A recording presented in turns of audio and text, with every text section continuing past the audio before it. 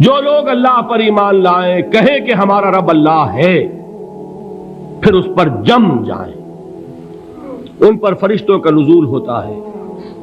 نہ کوئی غم کرو نہ خوف، خوشیاں مناؤ جنت کی جس کا تم سے وعدہ کیا گیا تھا۔ اللہ کی ربوبیت پر اطمینان جب انسان کو ہو جاتا، میرا رب اللہ ہے، ربی اللہ، انسان کے لیے نہ کوئی کھٹکا، نہ کوئی خطرہ، نہ کوئی خوف، نہ کوئی حزن۔ جو کچھ ہو رہا ہے کس کے اذن سے ہو رہا ہے؟ اللہ کے اذن سے۔ اللہ کے اذن کے بغیر پتہ تک نہیں ہلتا۔ یہ کوئی اندھا بہرا مادہ نہیں ہے جس سے مجھے کوئی خوف ہو۔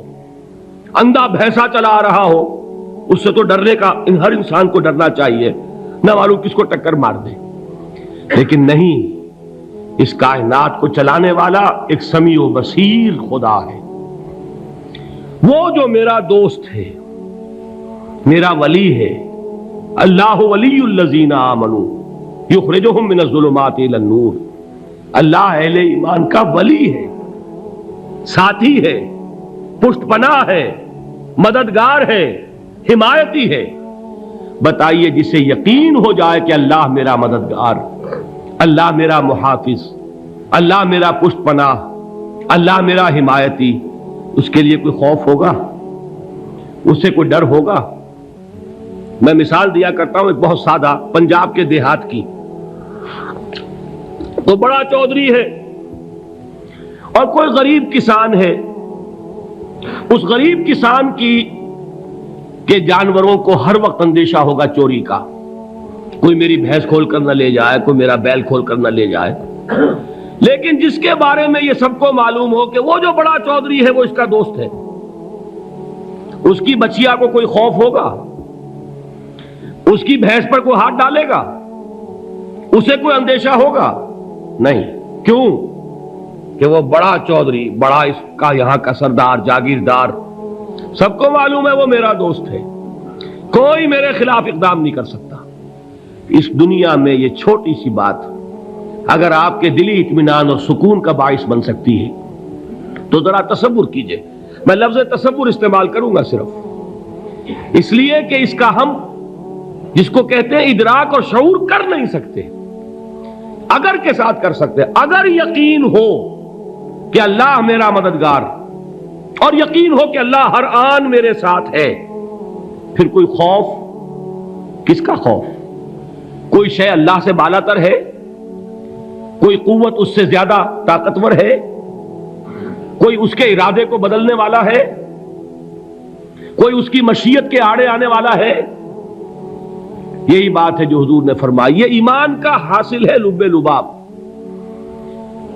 کہ دیکھو اچھی طرح اس بات کو ذہن نشین کر لو، اگر تمام انسان مل کر تمہیں کوئی نقصان پہنچانا چاہے نہیں پہنچا سکتے، مگر جو کچھ اللہ نے لکھ دیا ہو، اور تمام انسان مل کر تمہیں کوئی نفع پہنچانا چاہیں نہیں پہنچا سکتے مگر وہ شے جو اللہ نے طے کر دی ہو۔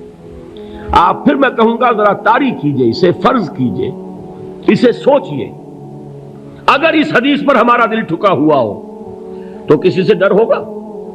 یہ مجھے نقصان نہ پہنچا دے، یہ میری رپورٹ خراب نہ کر دے، یہ میری انکریمنٹ نہ رکوا دے، یہ میرا یہ نہ بگاڑ دے، یہ میرا یہ نقصان نہ پہنچا دے۔ اس کا ڈر، اس کا ڈر، اس کا خوف، اس کی خوشامد، اس کے لیے جا کر طرح طرح سے اپنی عزت نفس کو ذلیل کروانا اس کے سامنے، یہ سب کچھ کیوں کرتا ہے انسان؟ جب سمجھتا ہے کہ اس کے ہاتھ میں میرا کوئی نفع ہے، اس کے ہاتھ میں میرے لیے کوئی ضرر ہے، یہ مجھے کوئی گزن پہنچا سکتا ہے، یہ مجھے کوئی نقصان پہنچا سکتا ہے، یہ میرا کوئی کام بنا سکتا ہے، یہ میری کوئی ضرورت پوری کر سکتا ہے، اسی کا نام شرک ہے۔ جہاں آپ نے یہ سمجھا کہ غیر اللہ کے اندر کوئی طاقت موجود ہے، وہی شرک ہے۔ بتوں سے تجھ کو امیدیں، خدا سے نومیدی، مجھے بتا تو صحیح اور کافری کیا ہے؟ شرک تو یہ ہے جس پر بھی تمہیں یہ خیال ہے، کلمہ ہے یہ کلمہ سوم، لا حول ولا قوت الا باللہ، ذرا اس پر دل کو کبھی اگر آپ تصور کریں، پھر فرض کریں، دل ٹھک جائے، اس پر کوئی طاقت نہیں۔ یہی بات تھی جو شیخ عبد القادر جیلانی رحمۃ اللہ علیہ نے اپنی وصیت میں اپنے بچے سے کہی. 11ویں دینے والے ہیں، لیکن حضرت شیخ عبد القادر جیلانی کی وصیت اور تعلیمات کو کتنے لوگ ہیں کہ جانتے ہو؟ یہ جن مقامات تک پہنچے ہیں وہ کس چیز کی بدولت پہنچے؟ انہوں نے جو پیغام دیا وہ کیا تھا؟ اے میرے بچے، جس طریقے سے قرآن مجید میں حضرت لقمان کی نصیحتیں جو ہے نقل کر دی گئی ہیں، میں یہ عرض کروں گا بالفرض اگر قرآن حضرت عبد القادر جیلانی کے بعد نازل ہوا ہوتا تو شیخ عبد القادر کی یہ نصیحتیں بھی قرآن میں درج ہوتی. اتنی اونچی نصیحتیں ہیں. اے میرے بچے، اس حقیقت کو ذہن نشین کر لے، لا فاعل فی الحقیقت ولا مؤثر الا اللہ. اس کائنات میں نہ کوئی فاعل حقیقی ہے نہ مؤثر حقیقی ہے سوائے اللہ کے. کسی شے میں کوئی تاثیر نہیں اگر اللہ نہ چاہے. آگ جلا نہیں سکتی اگر اللہ نہ چاہے. پانی ڈبو نہیں سکتا اگر اللہ نہ چاہے. زہر ہلاک نہیں کر سکتا اگر اللہ نہ چاہے. کوئی چیز فائدہ نہیں پہنچا سکتی اگر اللہ نہ چاہے. تو در در پہ کیوں سر جھکاتے ہو؟ در در پر کیوں جبیں سائی کرتے ہو؟ سب کے سامنے کیوں ہاتھ پھیلاتے ہو؟ ایک اللہ سے مانگو. ایک اللہ کے سامنے زبین پر اپنی جبین رکھو. لا فاعل فی الحقیقت ولا مؤثر الا اللہ. نظر آتا ہے ہمیں کہ پانی پیاس بجھا دیتا ہے. پیاس بجھانے کی صلاحیت پانی میں نہیں ہے، اللہ کے اذن سے. کھانا بھوک مٹا دیتا ہے. بھوک مٹانے کی صلاحیت کھانے میں نہیں ہے، اذن رب میں ہے. دیکھیے یہی یقین تھا. حضرت موسیٰ علیہ السلام کا واقعہ یاد کیجئے. سامنے سمندر آ گیا ہے. قوم دیکھتی ہے پیچھے کہ گرد و غبار کا طوفان ہے. معلوم ہوا کہ فرعون اپنے لشکر سمیت آ گیا ہے. لشکر جب چلتا تھا تیز رفتاری کے ساتھ تو گرد و غبار کا جو طوفان اٹھتا تھا اس کا تصور کیجیے. اور لمحہ بلمحہ وہ قریب آ رہا ہے. پوری قوم نے کیا کہا؟ اے موسیٰ انا لمدرکون، اے موسیٰ ہم کو پکڑے گئے. قرآن مجید نے تو یہاں وہ باتیں نہیں لکھی ہیں، لیکن تورات میں یہ درج ہے کہ بنی اسرائیل جھگڑنے لگے، دست و گریبان ہو گئے موسیٰ کے ساتھ. موسیٰ ہمیں یہاں مروایا لا کر، اس سے تو ہم ہی بہتر تھے. وہاں کھانے کو ملتا تھا، زندگی تو تھی، بیگار ہم کر رہے تھے، موت تو نہیں تھی. اب جو کچھ ہوگا اس کا تصور کرو، جس طریقے سے ہمارے ٹکڑے اڑائے جائیں گے. تو لڑ رہے ہیں حضرت موسیٰ علیہ السلام سے. یہ تورات کی تفصیل ہے. قرآن میں صرف اتنا آیا ہے، پریشان ہو کر انہوں نے کہا انا لمدرکون، موسیٰ ہم تو پکڑے گئے. اس وقت موسیٰ کا جواب کیا ہے؟ کلا ان معی ربی سیہدین. نہیں، میرے ساتھ میرا رب ہے، وہ راستہ دے گا. بتائیے کہاں راستہ نظر آ رہا ہے؟ یہ ہے ایمان بالغیب. راستہ نظر نہ آئے تب اللہ پر یقین ایمان ہے. جیب میں پیسے ہوں اور تب دل کو اطمینان ہے تو ایمان کس پر ہوا؟ پیسے پر، اللہ پر نہیں. جب وسائل و ذرائع نہ ہو اور پھر یقین ہو کہ اللہ مسبب الاسباب ہے، وہ اسباب کا پابند نہیں ہے، وہ اسباب کا محتاج نہیں ہے، اسباب اس کے محتاج ہیں. اگر یہ یقین ہے تو اللہ پر ایمان ہے. یہ نہیں ہے تو تمہارا ایمان اسباب پر ہے، وسائل پر ہے، ذرائع پر ہے، مادیات پر ہے، اللہ پر نہیں. اس وقت کہاں راستہ تھا؟ کوئی راستہ تھا؟ سمندر ہے اور ادھر سے لشکر آ گیا ہے. کلا ان معی ربی سیہدین. اب دیکھیے ایمان کہہ دینا آسان ہے، ہوا معکم اینما کنتم، جہاں کہیں بھی تم ہوتے ہو اللہ تمہارے ساتھ ہوتا ہے. لیکن اس کا یقین قائم ہو جائے تو زمین و آسمان کا فرق واقع ہو جائے. یہی بات ہوئی حضور کے ساتھ. غار ہے، چھپے ہوئے ہیں محمد الرسول اللہ اور آپ کے وہ یار غار ابو بکر صدیق رضی اللہ تعالی عنہ. اقبال نے حضرت ابو بکر کی شان میں چند اشعار کہے صرف، لیکن واقعہ یہ ہے کہ بھاری بھاری نظموں پر اور قصیدوں پر بھاری ہے. طویل ترین نظمیں اور قصیدے ہوں ان پر بھاری ہے. ہمت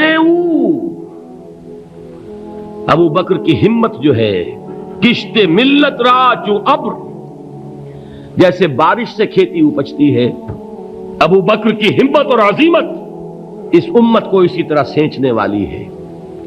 ثانیے اسلام و غار و بدر و قبر، وہ دوسرے تھے اسلام میں، دوسرے پہلے کون تھے؟ انا اول المومنین، حضور فرماتے ہیں سب سے پہلا ایمان لانے والا میں، دوسرے ابو بکر۔ ویسے ہمارے ہاں یہ چلتا ہے اختلاف، حضرت علی پہلے ہیں کہ حضرت ابو بکر پہلے ہیں، لیکن اس میں بڑی خوبصورت تطبیق قائم کی ہے علماء نے، اور بہت صحیح ہے۔ چار کے بارے میں فیصلہ ہی مت کرو کہ کون پہلے ہے، ان کی ایک عجیب تقسیم کر دی ہے۔ آزاد مردوں میں، بالغ مردوں میں سب سے پہلے ابو بکر، بچوں میں سب سے پہلے علی، خواتین میں سب سے پہلے خدیجہ، اور غلاموں میں سب سے پہلے زید ابن حارثہ۔ بڑی پیاری تقسیم ہے، یہ چاروں ہی پہلے ہیں، ہر ایک کے لیے اولیت ہے۔ اور واقعہ یہ ہے کہ اگر زمانی اعتبار سے تعین ہوگا تو پہلے خدیجۃ الکبریٰ آئیں گی رضی اللہ تعالی عنہ، کسی اور سے بات کرنے کی نوبت بعد میں آ سکتی ہے، پہلے تو اہلیہ محترمہ سے بات ہوئی ہے، آتے ہی پہلی وحی ہوئی ہے، ابھی تبلیغ کا حکم نہیں تھا۔ کس کو بتایا واقعہ؟ ابھی اپنی نبوت کی تبلیغ کا تو حکم ہی نہیں آیا، واقعہ کس کا ہے؟ وہ خدیجہ کا ہے۔ جب کہا ہے کہ خشیت علی نفسی، مجھے اپنی جان کا اندیشہ ہے، تو کیا جواب دیا خدیجہ نے رضی اللہ تعالی عنہا؟ وہ صدیقۃ الکبریٰ ہے، صدیقات جو ہے خواتین، ان میں چوٹی پر خدیجۃ الکبریٰ ہے رضی اللہ تعالی عنہا، اور صدیق جو مرد ہیں ان میں صدیق اکبر ہے ابو بکر صدیق رضی اللہ تعالی عنہ، لیکن صدیقات میں چوٹی پر۔ جب حضور نے فرمایا خشیت علی نفسی، کیا فرمایا، کیا عرض کیا، کیسے تسلی دی؟ نہیں نہیں، اللہ آپ کو ضائع نہیں کرے گا، آپ غریبوں کے ہمدرد ہیں، آپ مساکین کے تکالیف رفع کرنے والے ہیں، آپ بیواؤں کی سرپرستی کرتے ہیں، آپ مسافروں کی خدمت کرتے ہیں، اللہ آپ کو ضائع نہیں کرے گا۔ یہ یقین ہے اس خاتون کے اندر۔ خیر وہ ایک علیحدہ بات ہو جائے گی۔ میرے دل پر حضرت خدیجہ رضی اللہ تعالی عنہ کی شخصیت کا بڑا گہرا نقش ہے، جو وہ کوئی اور ہی وقت اور موقع ہوا تو بیان ہوگا۔ بہرحال اقبال نے ایک مصرے میں جو چار اولیتیں جمع کر دی ہیں، ہمتیں او کشت امت را چو ابر، ثانی اسلام و غار و بدر و قبر۔ اسلام میں حضور کے بعد پہلے کون؟ ابو بکر۔ غار میں حضور کے ساتھ کون؟ ابو بکر۔ بدر کی رات اللہ کا رسول سر بسجود، وہ جھاڑ، وہ گھاس پھوس کی جو جھوپڑی بنائی گئی تھی، اور وہاں تلوار ننگی لے کر پہرا دینے والا کون؟ ابو بکر۔ اور اس حجرہ عائشہ میں محمد کے بعد سب سے پہلے دفن ہونے والا کون؟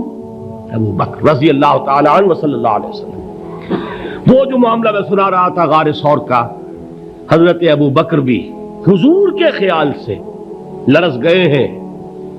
آپ کو یاد ہوگا کہ جا کر پہلے تمام جتنے سوراخ تھے انہیں بند کیا ہے، ایک سوراخ رہ گیا تھا جس کو بند کرنے کے لیے کوئی کپڑا نہیں تھا، وہاں اپنی ایڑی رکھی ہے، تب کہا ہے حضور سے تشریف لائیے، اور اپنے زانو پر حضور کو لٹایا ہے، اور وہاں کسی موذی جانور نے کاٹا ہے، حضور کی آنکھ لگ گئی تھی، اس وقت اس بل کے اندر جو بھی بچھو ہے کیا ہے واللہ عالم، اس نے کاٹا ہے، اس کی تکلیف کی وجہ سے ابو بکر کی آنکھوں سے آنسو ٹپک گئے، حضور کے چہرے مبارک پر پڑے ہیں، تو حضور جاگے ہیں، معاملہ کیا ہے؟ ایڑی نہیں ہٹائی وہاں سے، مبادا وہ جانور وہاں سے نکل کر محمد الرسول اللہ کو کوئی گزن پہنچا دے، ابو بکر کی ایڑی ہے، جس طرح چاہے کھا لے، ختم کر دے، جان نکل جائے تب کوئی آنچ آئے، محمد پر تو آئے، لیکن جیتے جی نہیں۔ وہ ہے ابو بکر۔ حضور کے خیال سے اس وقت حضور نے پھر اپنا لعاب دہن لگایا ہے، اور اس سے پھر آپ کی تکلیف ختم ہوئی۔ جیسے خیبر میں حضرت علی کی آنکھ دکھ رہی تھی، اس کو جو شفا حاصل ہوئی ہے وہ بھی حضور کے لعاب دہن سے ہوئی۔ تو بہرحال اس وقت انہوں نے کہا ہے کہ اے نبی یا رسول اللہ، اگر اس وقت ان میں سے کسی نے غیر ارادی طور پر بھی اپنے قدموں کی طرف جھانک لیا تو پکڑے جائیں گے۔ کیا جواب تھا اللہ کے رسول کا؟ لا تحزن ان اللہ معنا، اللہ ہمارے ساتھ ہے، کیوں گھبراتے ہو ابو بکر؟ یہ ہے ایمان باللہ، میرا مالک اللہ، میرا رازق اللہ، میرا محافظ اللہ، میرا مددگار اللہ، میرا پشت پناہ اللہ، میرا دوست اللہ۔ یہ دوستی ہے اللہ کی جو لب لباب ہے، حاصل ہے ایمان کا، اسی کا نام ولایت ہے۔ اولیاء اللہ کے سروں پر سینگ نہیں ہوتے، جس کے دل میں ایمان راسخ ہو چکا ہو وہی اللہ کا ولی ہے، جسے اللہ پر یقین ہو چکا ہے وہی اللہ کا ولی ہے، جسے یقین ہے اللہ میرے ساتھ ہے، میرا مددگار، میرا پشت پناہ، میرا ساتھی، میرا دوست، میرا محبوب، میرا محب۔ اللہ اہل ایمان سے محبت کرتا ہے۔ واللہ یحب الصادقین، ان اللہ یحب الذین یقاتلون فی سبیلہ صفا کانہم بنیان مرصوص۔ اللہ محبت کرنے والا، اہل ایمان محبوب، اور اہل ایمان محبت کرنے والے اللہ محبوب۔ والذین آمنوا اشد حبا للہ۔ آپ تصور کیجئے جسے یہ رشتہ ایمان یا رشتہ ولایت حاصل ہو جائے، الا ان اولیاء اللہ لا